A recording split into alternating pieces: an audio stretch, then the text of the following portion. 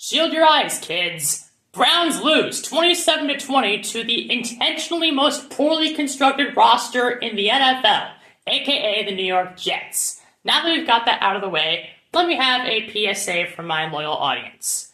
There are times when you're going to go through a rough patch. Maybe it's you individually, or your family, or your household, or maybe your church, or your business, or your organization. It could be any of those. It's in times when you're in that kind of rough patch that you should be thankful for what you do have. It is good to be thankful. It is good to be faithful. And in this case, the Cleveland Browns, it is especially good to be tankful. And I will show that to you now through song.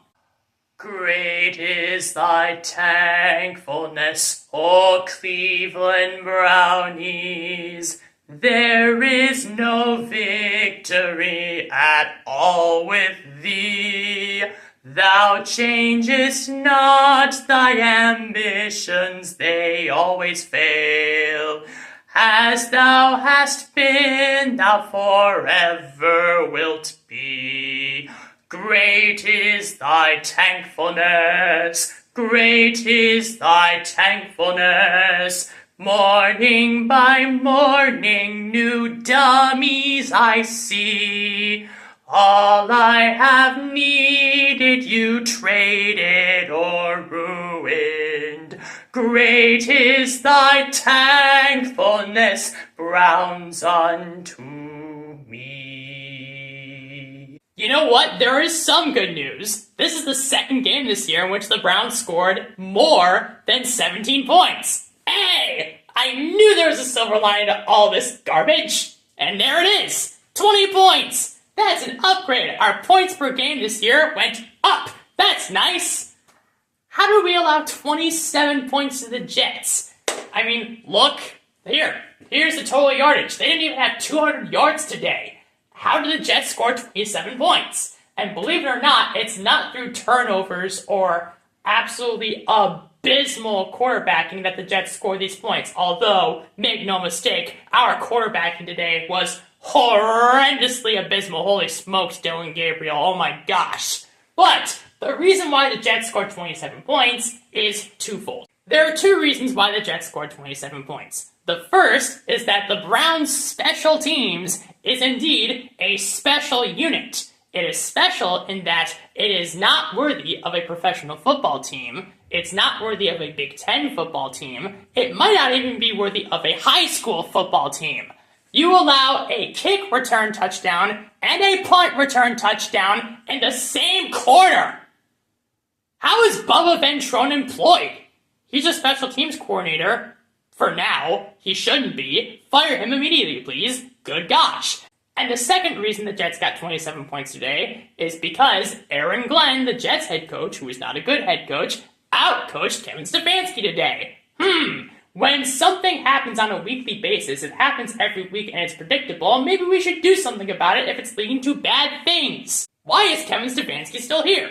Fire Kevin Stefanski. Fire Kevin Stefanski. The answer is screaming in your face, Jimmy Haslam. Fire Kevin Stefanski. Now, please. Look how bad he's been. The Fire Kevin Stefanski banner was introduced in week 5 after we lost the Vikings, and with these occasions in which I am saying Fire Kevin Stefanski out loud, he has now surpassed Andrew Berry for most times that I have said the phrase, fire this guy. His banner is now the highest. It is now higher than fire Andrew Berry. This whole team is an incompetent mess that needs to be buried in the dirt. And if not buried in the dirt, then blown to smithereens. It's over. You lost to the most intentionally by design terrible team in the league in the Jets. People thought we'd be a playoff team. Andrew Berry and Jimmy Haslam and Kevin Stefanski, if you want to throw Paul DePodesta in there, you can. He's gone now. If you want to throw him in there, they pretended we were going to be a playoff team. This team is barely worthy of the NFL, if even that. You will hear the question every year. Man, I think this college team has a chance of beating this professional team. And when that question is posed on the internet every year, the answer is always no. The professional team would destroy the college team, it would be like 70-0.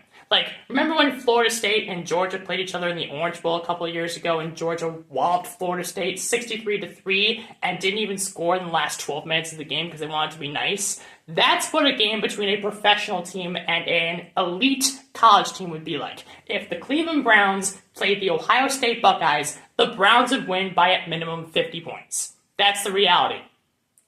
But what inspires those type of questions? What inspires the question, man, could this college team beat this supposedly professional team? That question is inspired when the professional team is very clearly not acting like a professional team.